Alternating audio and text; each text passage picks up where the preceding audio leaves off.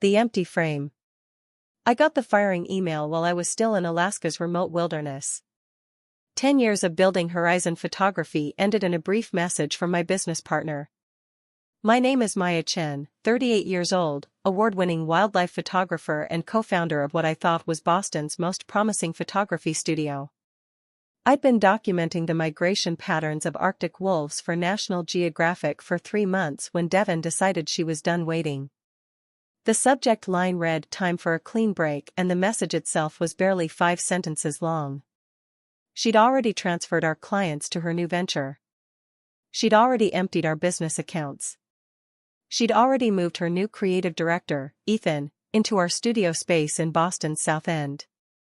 I read the email twice, closed my laptop, took a long walk in the frigid air, and returned to my temporary cabin to prepare for tomorrow's shoot. I said nothing to the crew. When I got back to my satellite phone that night, I replied with one word: acknowledged. That was it. No argument, no begging, no threats. Garcia, my field assistant, noticed something was off. "Everything okay?" he asked, not looking up from his equipment. "Yeah," I said. "Just some issues back in Boston." He nodded, and that was the end of it. Photographers on assignment know when to leave things alone. Truth is, I wasn't surprised. 4 months before this Alaska project, things had changed. Small things. Devon stopped consulting me on major client decisions, started working late at the studio, started networking at industry events I was conspicuously not invited to. New equipment purchases I never approved, new staff I never met, new passwords on our shared cloud storage. I didn't confront her, didn't start auditing the books or following her social media activity. That's not who I am. But I wasn't blind either. So I made some quiet moves of my own. Nothing dramatic, just precautions. I secured important documents in a safety deposit box across town: original contracts, copyright registrations, business formation papers with my name prominently displayed as the majority investor thanks to the inheritance from my grandmother. I backed up all my original work to private servers. I moved my most valuable camera equipment to a secured storage unit, things that mattered. I also opened a separate business account at a different bank and started routing new client payments there, not enough that she'd notice, but enough that I wouldn't be starting from zero if things went south. The night before I left for Alaska, she hugged me at the airport and said, "Get some great shots, okay?" Her eyes were dry, like she was saying goodbye to a casual acquaintance, not a business partner of 10 years heading to the Arctic Circle for 3 months. I should have known then, but part of me still hoped I was wrong. I wasn't. What she didn't know was that I'd prepared for this moment. And what she didn't understand was that I never initiate confrontations, but I do finish them. I met Devon at a gallery opening in 2013.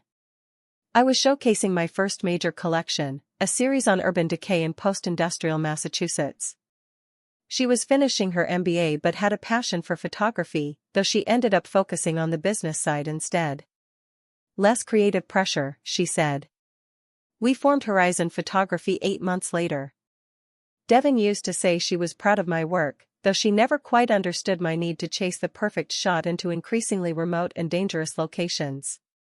Her father was a corporate lawyer, her sister a successful surgeon.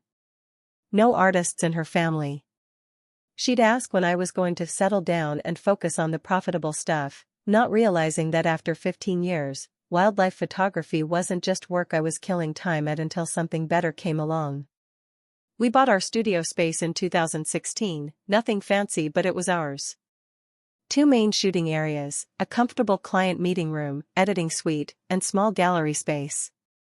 My name was the only one on the mortgage since the bank loan was based primarily on my established portfolio and credit history, but I added her to the business deed because that's what partners do. Share things. My father died a year after we started the business, stroke while teaching his university class. My mother passed 3 years later, breast cancer. They left me some money, not a fortune but enough that Devon and I could expand the studio and invest in top-tier equipment. I traveled extensively during our partnership: Africa, the Arctic, the Amazon, the Himalayas. Each time I came home, Devon seemed a little more distant, a little more restless, like she was playing a role she'd outgrown. "I didn't sign up to run this business alone half the time," she told me once after I mentioned possibly joining a 6-month documentary project in the Serengeti. "I'm tired of covering for you while you chase wolves and bears around the world." I understood that, I did, but field photography was where my passion and talents lay. I was good at my job, people depended on my images to tell stories that mattered about our planet. In early 2023, things started changing. Small stuff at first. Devon got irritated when I called during strategy meetings, started talking about how her friend Rachel had bought out her business partner and was thriving without the dead weight. She started making comments about how we didn't really share the same vision anymore. I suggested recalibrating our partnership agreement. She said we were fine, just going through a rough patch. Then came the late nights at the studio, the business trips I wasn't part of, the new high-end equipment purchases that never seemed to make it into our inventory records. I should have confronted her, but that's not how I handle things, never have. My father taught me to observe carefully before acting, to be certain before I speak. So I watched and I prepared, quietly, because my instincts were telling me something was coming. And in wildlife photography, you learn to trust your instincts. 2 weeks after getting the email, I was sitting in my cabin reviewing the day's shots when my phone buzzed, a notification from our business banking app. Another withdrawal, $127,000. Almost everything that was left in our operating account. I set my camera down and opened the app. The joint business account balance was down to $236.49. Our equipment replacement fund, $85,000 we'd built up over years, was gone completely, transferred to an account I didn't recognize. Lee, one of the production assistants, glanced over. "Bad news?" I locked my phone. "No, just some account notifications." That night I called our bank from the satellite phone. Turned out Devon had been moving funds for weeks. Small amounts at first, then larger ones. The big transfers started the day after I left for Alaska. I hung up and stood outside my cabin for a long time, watching the northern lights dance across the sky, normal beauty happening all around me while my professional life was burning down. That's when Garcia found me. "Heard from Lee that you looked like you'd seen a ghost at dinner," he said. "What's up?" I don't usually share personal stuff, but Garcia had pulled me out of a dangerous situation with a territorial moose once. I trusted him. "My business partner emptied our accounts and moved her new creative director into our studio," I said. Sent a termination email while I was downloading today's footage. Garcia didn't give me the usual "I'm sorry" or "that's rough" or "you'll start a better studio." He just asked, "What's your plan?" "Not sure yet," I said. He nodded. "Let me know if you need anything." That night I couldn't sleep. I pulled out my laptop and logged into our studio security system, something Devon probably forgot I could access remotely. The cameras showed a strange car in our parking spot, a man I'd never seen before using my editing station, drinking from my custom mug, wearing the vintage leather jacket I kept at the studio. And there was Devon, laughing in the gallery space I'd designed myself during my last break between assignments. Something shifted inside me then. Not anger exactly, something colder, clearer. I closed the laptop and pulled out my phone, made a list. Call Teresa, lawyer friend who specialized in business disputes. Check the commercial property loan terms. Contact National Geographic about emergency return. Review recent licensing agreements, something Devon had mentioned casually last month. Check the security on my personal portfolio site and image archives. I didn't feel sad anymore. I didn't even feel angry. I felt focused, like I was planning a difficult shoot in dangerous conditions. This wasn't about emotion now, this was about strategy. At 0500, before the morning briefing, I sent an email to Teresa with the subject line, "Need legal help, discreet and urgent." Her reply came an hour later, "Call me. Secure line only." When I hung up from that call, I knew exactly what I needed to do. I didn't need to yell. I didn't need to threaten. I didn't even need to confront her. I just needed to wait and watch and let her own actions become the trap. 6 weeks later, cutting my assignment short, I was back on American soil. I didn't tell Devon I was coming home, didn't call, didn't text, just checked into a hotel in Cambridge under a different name and contacted Teresa. We met at a coffee shop in Somerville. "You look exhausted," she said, sliding into the booth. "Feel it too," I replied. Teresa handed me a folder. Everything we discussed, the studio deed, loan documents, bank statements, and this. She pulled out a separate paper. "Found something interesting when I was digging into your business finances." It was a copyright transfer document with my signature on it, except it wasn't my signature, not quite. Someone had tried to copy it but missed details. The middle initial was wrong, and the stroke pattern wasn't mine. "Devon did this?" I asked, though I already knew the answer. Teresa nodded. 2 months ago.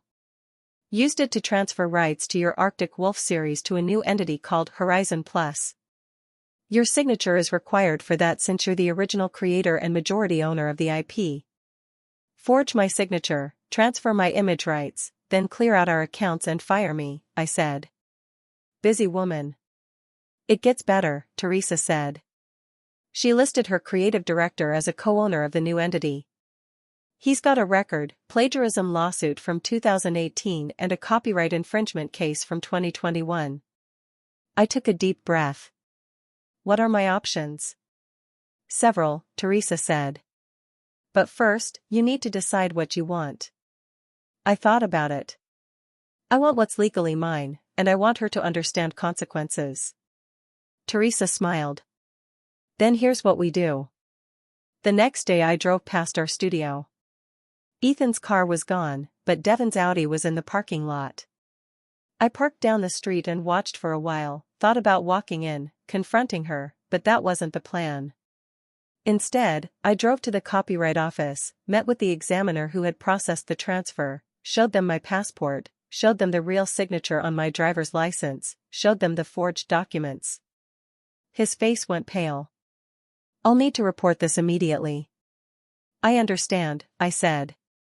I've already filed a police report. That night I got a text from Devon. Who have you been talking to at the copyright office? Ethan said someone was asking questions. I didn't respond. The next day I went to our bank, filed paperwork contesting the fraudulent transfers, registered formal notice that no business account changes could be made without my presence. 2 days later, Devon called. I let it go to voicemail. Maya, we need to talk. The bank called about the business accounts. What are you doing?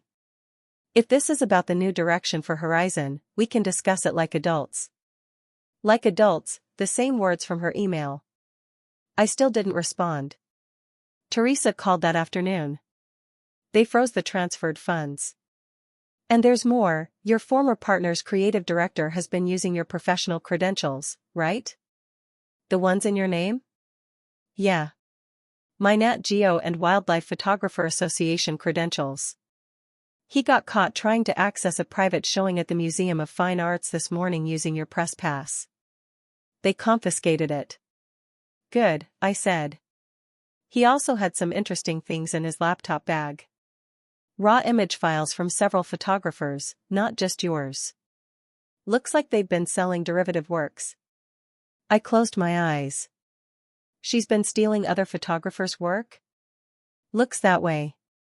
The MFA security called the police when they found the credentials were fake. They're investigating. I hung up and sat on the edge of the hotel bed. This was getting bigger than I'd expected. Part of me wanted to call Devon, warn her, old habits.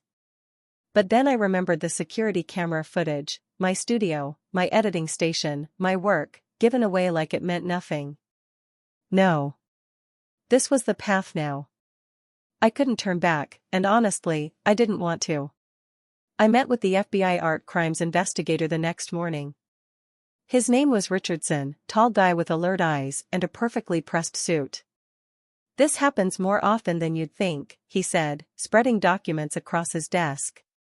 Creative partnerships dissolve, one party sees an opportunity. What happens now? I asked. We've frozen the funds from the fraudulent transfers, but there's a problem. Some of the images are already gone, sold to third parties. How many?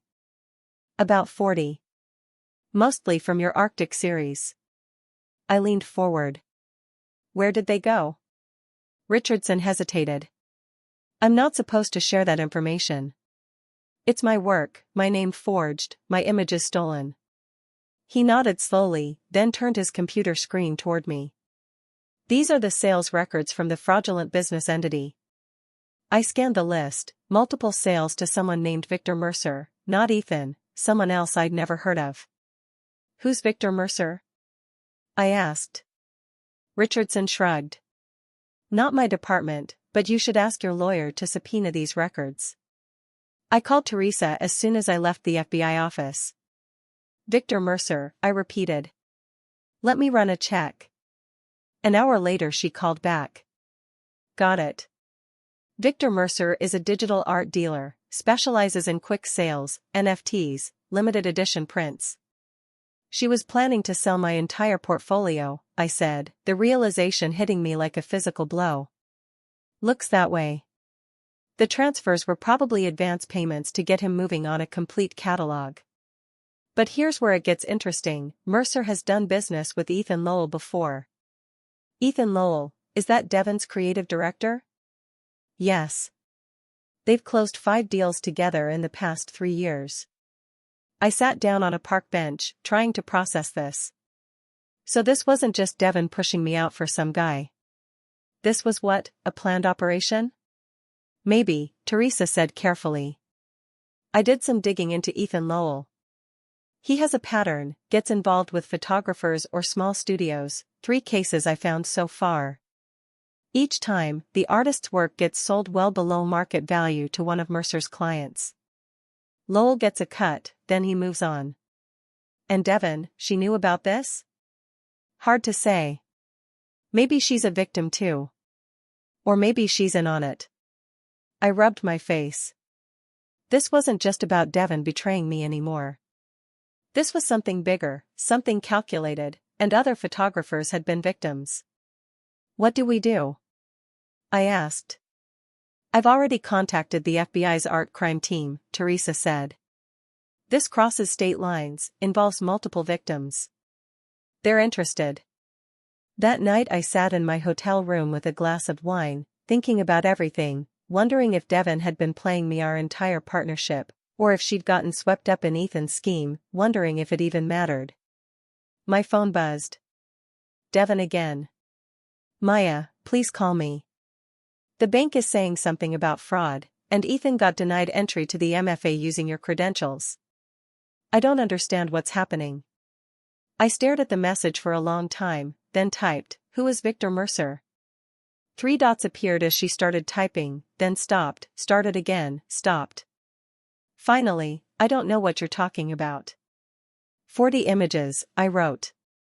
Multiple sales. Arctic Wolf series. No response for 10 minutes. Then, it's not what you think. I turned off my phone and went to bed. The next morning Teresa called. FBI wants to meet. They've been investigating Lowell and Mercer for months. You're not the first, but you might be the case that breaks it open. For the first time since getting that firing email in Alaska, I felt something close to satisfaction, not because my business partnership was over, but because the truth was finally coming out. I met with the FBI agents at their field office in Boston. Agent Dawson and Agent Ramirez. They recorded my statement, took copies of all the documents Teresa and I had gathered. Your case helps establish a pattern, Agent Dawson explained. Shows intent, organization, makes it a conspiracy rather than isolated incidents. What about Devon? I asked. My partner, ex-partner. The agents exchanged looks. We're still determining her level of involvement, Ramirez said carefully. Did she ever mention financial difficulties, pressure to sell images quickly? I thought back. She kept saying we needed to monetize the back catalog, that we were sitting on valuable assets. I didn't see the urgency, our business was profitable, and I was producing new work regularly. Dawson made a note. When did that start? About 4 months ago, around the time she must have met Ethan. And the copyright transfers? Ramirez asked. Never discussed them with me. She forged my signature while I was in Alaska. They asked more questions, took more notes. When we finished, Dawson handed me her card. We'll be in touch. In the meantime, don't confront your partner or Lowell. We need to build this case carefully. I nodded. Understood. That evening I drove to our studio again, parked down the street. Ethan's car was back, must have gotten it from wherever he'd been hiding. Devin's Audi was gone. My phone buzzed, text from Devin, we need to talk in person. Meet me at the Boston Public Garden tomorrow. I showed the text to Teresa over breakfast the next day. Don't go, she advised. Nothing good can come from talking to her right now. I won't, I said. But I want to know what she's doing today, while she thinks I'm meeting her. We drove to our studio at 9:30 a.m., parked across the street. At 9:45, Devin came out, got in her car, and drove away, heading toward the public garden. Now what? Teresa asked. Now we wait, I said. 20 minutes later, a car pulled up, art dealer logo on the door. Victor Mercer. Ethan came out to greet him. They talked in the parking lot, then went inside. Should we follow them? Teresa asked. I shook my head. No need.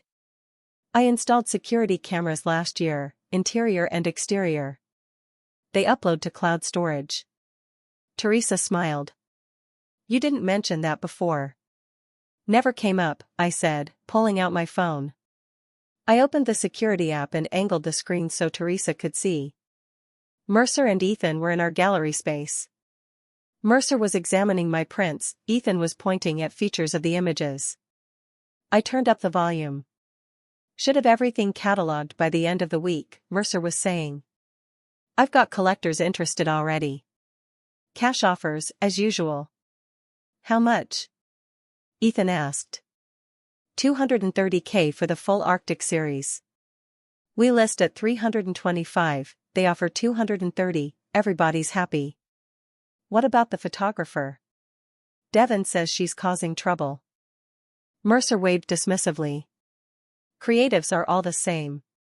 They make noise, but they've got assignments, grants, reputation concerns. She'll take a settlement to make it go away. I turned to Teresa. You getting this? She was already recording the feed on her phone. Every word.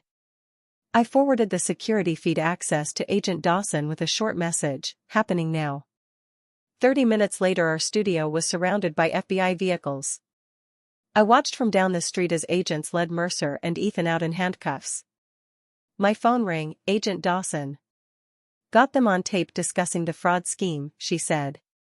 Plus conspiracy, wire fraud, and attempting to sell stolen intellectual property. We're going to need a formal statement from you. Of course, I said. And Ms. Chen? Your partner just arrived at the scene. She's distressed. I looked down the street. Devin was standing outside our studio, hands over her mouth, watching as FBI agents carried boxes of materials from our gallery space. What happens to her? I asked. That depends, Dawson said. On what? On what she knew. And on what you want. I watched Devin for a long moment. 10 years of partnership, good years at the beginning, before whatever this had become. I just want what's right, I said finally. The federal case moved quickly. Ethan and Mercer both took plea deals, implicating each other and several other conspirators in what turned out to be a multi-state operation targeting photographers and visual artists. Devin maintained she knew nothing about the larger scheme, said Ethan had convinced her I was planning to dissolve the partnership and take all the clients, said the copyright transfers were his idea, she'd just gone along with it.